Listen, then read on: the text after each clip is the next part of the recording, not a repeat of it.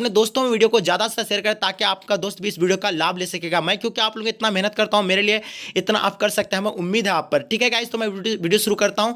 चले guys, so first question जो आपके स्क्रीन पे आ गया, ध्यान से देखिएगा क्या कह रहा है इस क्वेश्चन में कि हड़प्पा टीले का उल्लेख सर्वप्रथम 1826 ईस्वी में किसने किया। ठीक है, देख रहे हैं आप, ये एनसीईआरटी का क्वेश्चन है, इसलिए देख रहे हैं वो एनसीईआरटी को क्वेश्चन को ही सिर्फ नोट किए हैं।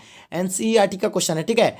तो ये क्या होगा, इसका हड़प्पा टीले का उल्लेख जो सर्वप्रथम जो किया गया था वो किसके द्वारा किया गया, सर्वप्रथम 1826 इसमें किसने किया था, तो ये चार्ल्स मैसन के द्वारा किया गया था। Option number A will be the right answer हो जाएगा। चलेगा, इसको हम लोग फिर नेक्स्ट क्वेश्चन को देखते हैं जो आपके स्क्रीन पे। ध्यान से देखिएगा क्या कह रहा है इसमें कि मोहनजोदड़ो की खोज 1922 ईस्वी में किसने की थी। आपके सामने चार ऑप्शन दिया है, ये भी एनसीईआरटी का ही है प्रश्न है। ठीक है, तो देख रहे हैं आप लोग किस तरह को मेंटेनेंस किया, सिर्फ एनसीईआरटी क्वेश्चन को ही वो नोट किया और उसको अच्छे तरह से याद किया वो। तो देख रहे हैं वो ऑब्जेक्टिव के साथ बनाया है। तो आप लोग इस तरह का मतलब ये नहीं करें, आप लोग भी ऑब्जेक्टिव के साथ तैयार करें अपने बुक को और नोट्स आप भी तैयार करें। ठीक है, तो कह रहा है मोहनजोदड़ो की खोज 1922 ईस्वी में किसने किया था। तो आपको पता होगा कि मोहनजोदड़ो का खोज जो किया गया था वो राखलदास बनर्जी के द्वारा किया गया था। Option number C will be the right answer हो जाएगा। चलेगा, इसको हम लोग फिर नेक्स्ट क्वेश्चन को देखते हैं जो आपके स्क्रीन पर। ध्यान से देखिएगा, लोथल किस नदी के किनारे स्थित है। ठीक है, आपके सामने चार ऑप्शन दिया हुआ, सिंध, व्यास, भगवा, उसके रावी।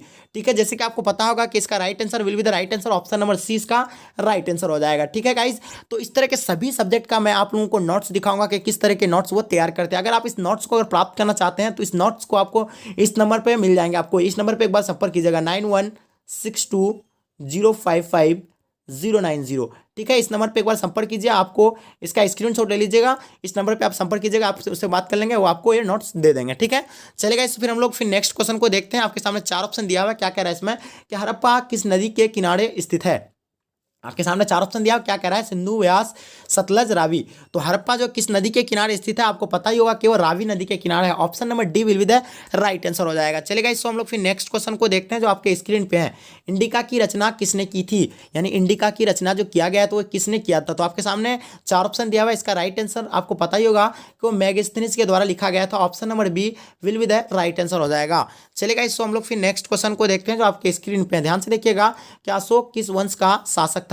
अशोक किस वंश का शासक था, नंद वंश का, मौर्य वंश का, रोवंश का, पाल वंश का। तो ये जैसे कि आपको पता ही होगा कि नंद वंश अशोक जो थे वो मौर्य वंश के थे। Option number B will be the right answer हो जाएगा। चलिए फिर नेक्स्ट क्वेश्चन को हम लोग देखते हैं। भारत का नेपोलियन किस शासक को कहा जाता है। तो आप लोग, आपको पता ही चल गया होगा कि ये सारा एनसीईआरटी क्वेश्चन है। ठीक है, एनसीईआरटी क्वेश्चन है, देख रहे हैं आप, ये सारा एनसीईआरटी क्वेश्चन को ही वो नोट किए अच्छे तरह से। ठीक है, तो आप लोगों को चाहिए कि आप एनसीईआरटी क्वेश्चन को ही अपने नोट करें। ठीक है, तो इसका राइट आंसर क्या हो जाएगा आपका will be the right answer, Bharat का नेपोलियन यानी किसे कहा जाता है, समुद्रगुप्त को कहा जाता है। Will be the right answer, option number B. ठीक है, चलिए फिर हम लोग नेक्स्ट क्वेश्चन को देखते हैं जो आपके स्क्रीन पे है। ध्यान से देखिएगा, महाभारत का युद्ध कुरुक्षेत्र मैदान में कितने दिनों तक चला था।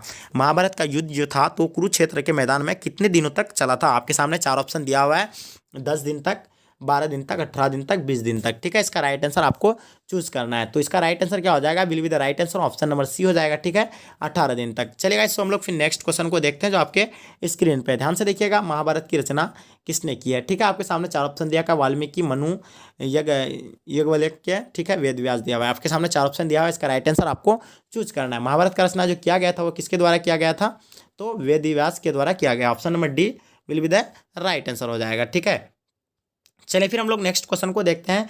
सांची मध्य प्रदेश के किस जिले में स्थित है। जो सांची जो है मध्य प्रदेश के किस जिले में है। ठीक है, आपके सामने चार ऑप्शन दिया है, विदिशा दिया हुआ है, रायसेन दिया हुआ है, सागर दिया हुआ है, भोपाल दिया हुआ है। तो मध्य प्रदेश के किस जिले में है ये, तो रायसेन जिले में। Option number B will be the right answer हो जाएगा। ठीक है गाइज, चलिए फिर हम लोग नेक्स्ट क्वेश्चन की ओर चलेंगे जो आपके स्क्रीन पे आएगा। ध्यान से देखिएगा, क्या कह रहा है आपके, श्वेतंबरा एवं दिगंबरा का संबंध किस धर्म से है। ठीक है, श्वेतंबरा एवं दिगंबरा का संबंध किस धर्म से है। आपसे के सामने चार ऑप्शन दिया हुआ है, इसका राइट आंसर आपको चूज करना है।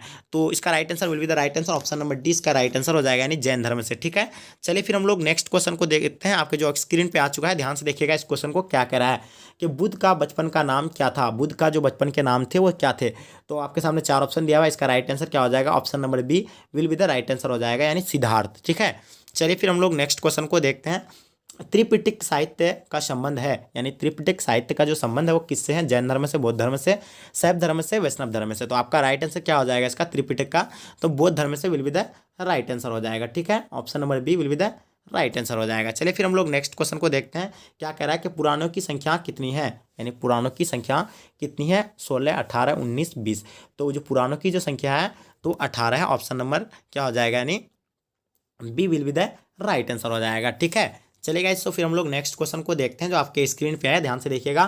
तंबाकू का सेवन सर्वप्रथम किस मुगल सम्राट ने किया था? ठीक है, अकबर ने, जहांगीर ने, शाहजहां ने, औरंगजेब ने। ठीक है, तो आपके सामने दिया हुआ है तंबाकू का जो सेवन सर्वप्रथम यानी किस मुगल सम्राट ने किया था। तो तंबाकू का सेवन जो सबसे पहले जो है किया गया था, यानी अकबर के द्वारा किया गया था। ठीक है, option number A will be the right answer हो जाएगा। चलिएगा, इसको फिर हम लोग नेक्स्ट क्वेश्चन को देखते हैं जो आपके स्क्रीन पे, ध्यान से देखिएगा। तंबाकू पर किस शासक ने प्रतिबंध लगाया था? तंबाकू पर जो सबसे सर्वप्रथम जो किसने यानी प्रतिबंध जो लगाया था, तो जहांगीर ने लगाया था। ऑप्शन नंबर सी इसका राइट आंसर हो गया है। तो गाइज आप लोग देख ही रहे हैं कि टॉपर्स का जो नोट जो होता है, बाप रे कितना गजब का वो नोट के तैयार किया है। आप लोग खुद देख ही रहे हैं कि देख रहे हैं इसमें नोट, यानी वो ऐसा तैयार किया है कि सारा एनसीईआरटी क्वेश्चन को ही वो सेलेक्ट किए हैं। एकदम खुद दिख रहा है, एकदम सारा एनसीईआरटी क्वेश्चन है।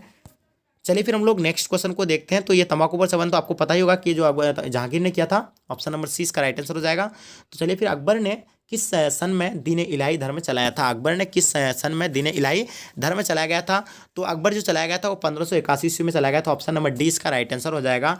आलमगीर के नाम से कौन सा मुगल बादशाह जाना जाता था? तो आलमगीर के नाम से यानी कौन सा मुगल बादशाह जाना जाता है? तो आपका इसका राइट आंसर कौन हो जाएगा, यानी Aurangzeb will be the right answer हो जाएगा। ठीक है, option number C will be the right answer हो जाएगा। चलिए फिर आईने अकबरी कितने भागों में विभक्त है? ठीक है, आईने अकबरी कितने भागों में विभक्त है? आपके सामने चार ऑप्शन दिया हुआ है, 2, 3, 4, 5।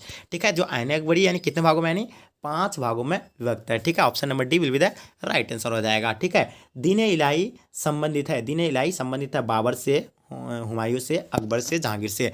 तो इसका क्या हो जाएगा, दीन इलाही जो संबंधित है वो किससे, यानी दीन इलाही अकबर से संबंधित। ऑप्शन नंबर सी इसका राइट आंसर हो जाएगा। चलिए फिर क्या कह रहा है कि गोपुरम का संबंध है, यानी गोपुरम का जो संबंध है वह किससे है? तो गाय से, नगर से, व्यापार से, मंदिर से। तो आपको पता ही होगा जो गोपुरम का जो संबंध जो थे वो यानी किससे थे, यानी मंदिर के प्रवेश द्वार से थे। ऑप्शन नंबर डी इसका राइट आंसर हो जाएगा। तो गाइस आपको हम ये सिर्फ डेमो दिखा रहा हूँ कि आप यानी नोट्स का जो यानी वो जो टॉपर जो नोट करते हैं, किस तरह के नोट करते हैं। और आपको ये चीज़ बता देता हूँ कि इस नोट्स को आपको कैसे प्राप्त करना है।